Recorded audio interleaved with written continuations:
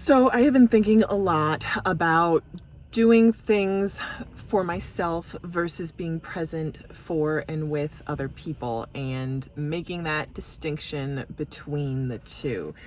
So, specifically as it relates to financial independence, and I guess that would be enjoying the journey on the way to being financially independent, which, let's face it, is going to be at least a 20-year journey. And not to kind of discount any acts of God or any huge windfall sums that may come into play. The journey to financial independence is going to be super long.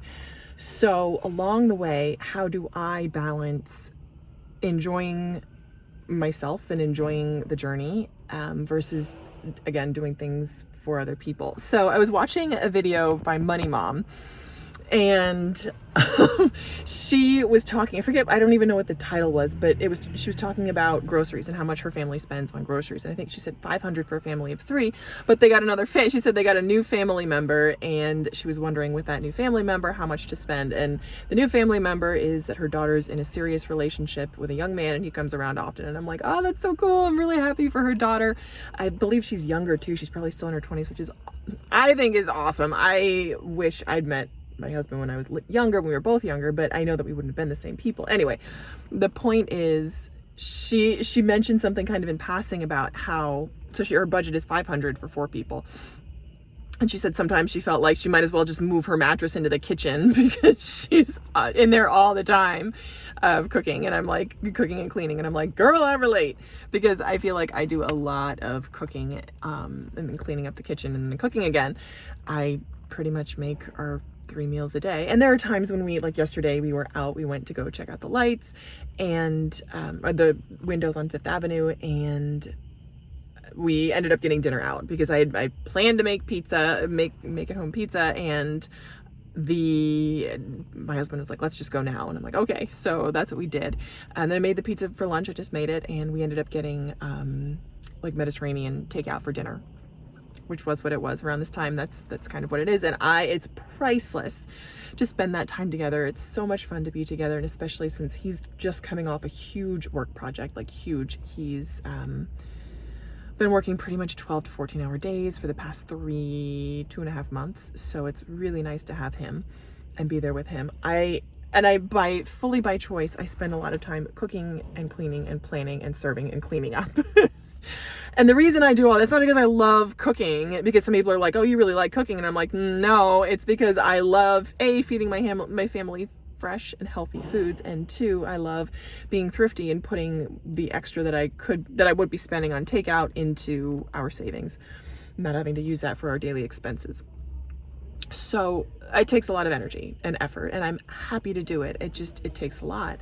And my husband fully recognizes that it does, and I know that he appreciates it. And my daughter, just being able to feed her fresh and healthy foods is wonderful. At the same time, sometimes I wonder, and I don't want to lose myself in the midst of that, what I'm giving to other people, and I want to retain the sense of myself and who I am outside of my family. And that is an important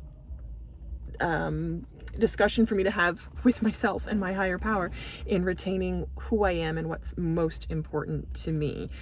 And the way I do that is through A, reflection, B, moving with myself. I have gotten back into my yoga practice, and it's dedication to do that every day.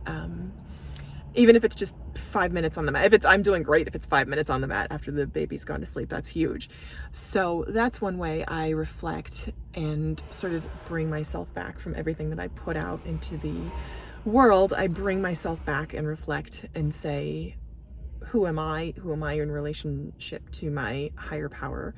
And how do I give that to the world? Because quite frankly, I need to put myself first. And it sounds cliche to say I need to put myself first, but it's true, because if I'm not taking care of myself, then I can't take care of anyone else. It's that whole idea of put your oxygen mask on first before you take care of other people. And that's just how it is for this season, very fully. I'm also aware that this is very temporary. This time is fleeting, and it will not last forever. And parents that have older kids say it goes so fast, and I believe that. I feel like the first year with my daughter was a very challenging year. It required a lot of labor. So, and I was not prepared for that. And it has gotten a lot easier in terms of the work required. I know people say emotionally, small people, small problems, big people, big problems. I'm like, I don't understand that. Just different problems, like different for sure. So I don't know if I buy into that. Small people, small problems, because I've been told that twice by two different people, and I'm like, okay. Anyway, this is kind of a negotiation in process. So the other item is how that relates to my journey to financial independence. And I think in general, I know that my husband and I both have the same goal in mind. We both want to have enough assets in the bank to cover our living expenses. That is fully the goal. And for different reasons, we both have different sort of timetables and different ideas on what that means. But it's good to be heading in the same direction. So as far as being selfish, sometimes I feel like I'm putting my own timetable on him, which isn't really fair because he's his own person, right? He's got his own, he can make his own decisions and whatnot. His shovel income-wise is much bigger than mine is. That said, I know that I play a really good defense in terms of, this piece of hair is bothering me, in terms of how well I can manage our expenses and what we're spending. So that's the other side. And feeling selfish, I'm not usually someone that has problems with that. I do feel judgmental sometimes. Sometimes I feel judgmental of myself and the time that I spend for myself, and sometimes I can judge other people and the time that they're taking for themselves. Just because, I guess, growing up, that's another thing, is the model that I saw growing up, I think was fairly healthy. I kind of still wish that my mom took a little more time for herself, because in terms of her not being with us, in terms of her leaving us with other people. So my mom was functionally a single mom growing up, no family in the area, no one to help out. And I think she left us with other people, like a friend, or I think maybe 3 times total. She left us alone, my sister and I. So that was just what I grew up with, like for a family, like we stay together. So that was what I see. So when I take time for myself, I want to be very intentional about that, with the intention to come back to my family. And my family and our time together is the most important thing. I take time away in order to be better for them, in order to be more fully myself, to spend time with them. So that's what I got. And that's kind of what I'm thinking about this holiday, is feeling selfish, but ultimately knowing that my time away is rejuvenating and that will benefit my family on the whole. So that's what I got. Thanks for watching.